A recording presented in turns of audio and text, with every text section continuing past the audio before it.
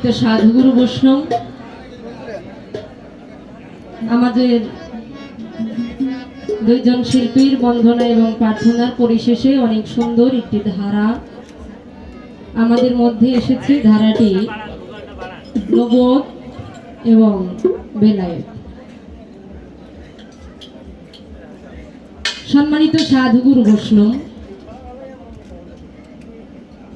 আসলে নবদ বেলায়েত পালাটা অনেকেই অনেক কায়দায় অনেক জায়গা থেকে যার যার মতো যার যেখান থেকে মনে হয় এখান থেকে ভালো হবে সে সেখান থেকে গাওয়ার চেষ্টা করে। পালাটি নবদ এবং বেলায়েত আমি আপনাদের সামনে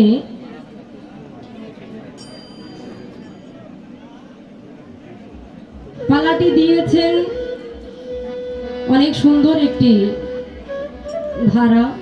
যেহেতু আমি আগে বলেছি, এখনো পুনরায় আবারও বলছি, আমি ছোট মানুষ, কয়েকটি গান শিখে দয়ালের চরণে অর্পণ করে আপনাদের সকলের দোয়া প্রার্থনা আছে বিধায় হয়তো বা মঞ্চে দাঁড়াতে পেরেছি। আসতে ও আমার বড় ভাই, আজকে আমার জীবনটা চারদিক দিয়ে সার্থক বলতে পারেন। কারণ অনেক দিন দেখেছি, দূর থেকেই দেখেছি আপনাদের এলাকারই ছেলে বংশী বাধক, বর্তমান আমাদের সকলের সামনে আমার আকরাম ভাই, তিনার পাকচরণে ভক্তি রাখি। তিনি যে আমার গানে বসেছে একটি বাঁশি বাজানোর জন্য, এইটুকু আমি আমাকে ধন্য মনে করি, তার জন্য তিনার চরণে ভক্তি। কিন্তু এবার আসছে,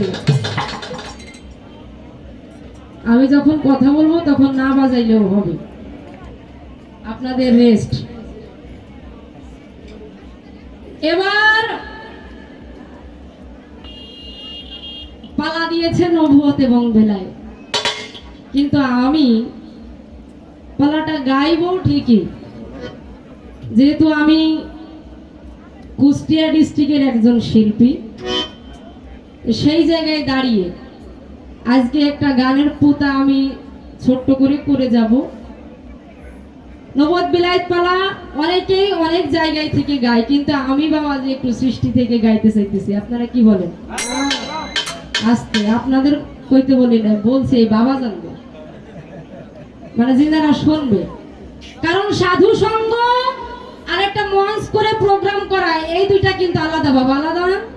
সাধুদের মধ্যে সাধুর গানই গাওয়াটা উত্তম, কারণ আমাদের মন্তব্য সেই ব্যক্তি বুঝবে, কারণ আমরা সাধু সঙ্গের গান গাই, আমরা বিচার গান গাই, যেরকম যেখানে যে ভাব লাগে ঠিক সেই ভাব দিয়েই গাওয়ার লাগে। তাই আজকে যেহেতু আমি সাধু সঙ্গের ভিতরে, এখানে অনেক গুণী জ্ঞানী সাধু আছে যাদের চরণের ধুলির সমতুল্য আমি ওর মিলা নহে, তাই সেই জায়গায় দাঁড়িয়ে আমি আমার জায়গায় দাঁড়িয়ে আজকে একটি গান করব সৃষ্টি থেকে। যেহেতু আমার দাদু যান যিনি, তিনি বলেছেন একটু গানটা উপর থেকে বা সৃষ্টি থেকে গাওয়ার জন্য, খুব খুশি হয়েছে তিনার কথা শুনে। তো আমি একটা গান আমার মনের মতো করে আমি সৃষ্টি থেকে গাইব। তারপরে আমার এতক্ষণ ভাই বলতেছিলাম, এবার তোর ভাই থাকে, কারণ তিনি তো এবার বেলায়েতের গুরু হয়ে গেছে, তাই এবার বাবাজি বলাই লাগে নাকি। বলেছে তুমি সেজেছো যে সাজ, করিও সে কাজ, নইলে পাবা লাজ হাসরের সময়। তাহলে এতক্ষণ ভাই ভাই ভাই ভাই যাই করি বাবা, এখন এই যে পালা পাইছি, তাই এবার আব্বা কওয়াই লাগে,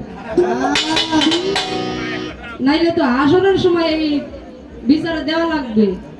যেরকম সাজ, আমি যদি মনে করেন এক জায়গায় নাটক হইতেছে, আমি রাজার পাট নিছি ঠিকই, কিন্তু আমি সাজছি আপনার ফকিরের মতো, তাইলে কি হবে বাবা? তাইলে কি রাজার পাট মানাবে নাকি? তা মানাবে না। তাই ডাকটা এবারকার মতো যতক্ষণ পালা চলে ততটুকু চেঞ্জ করে নিলাম, তাই বাবাজি হয়ে গেল। আমার দয়ালের জায়গায় বসায়ে, আমার যিনি প্রভু, আমি তার জায়গায় আপনাকে বসায়ে আমি আজকে যতটুকু কথা বলবো, আপনি জানি আপনি সুন্দর করে মীমাংসা করবেন, এতে কোনো পরীক্ষা নেই। আমি জানি আপনি সব পরীক্ষায় উত্তীর্ণ। তাই আমার মনের মতো করে আমি কয়েকটি কথা আপনার কাছে আজকে জিজ্ঞেস করব। আমার সাধুগুরুরা আছে বিধায় আপনি যতটুকু জানি খুব ভালো করবেন, কিন্তু ভুল ত্রুটি আমার মার্জনা করে আপনি একটু সুন্দর করে বোঝাইবেন, কারণ আমি ছোট মানুষ, একটু বুঝতে কম পারি বাবা। তাই সেই জায়গায় দাঁড়িয়ে তিনাকে একটা আমার দয়ালের জায়গায় বসাই একটা ভক্তি দিয়ে আমি আমার গান শুরু করব। ধন্যবাদ।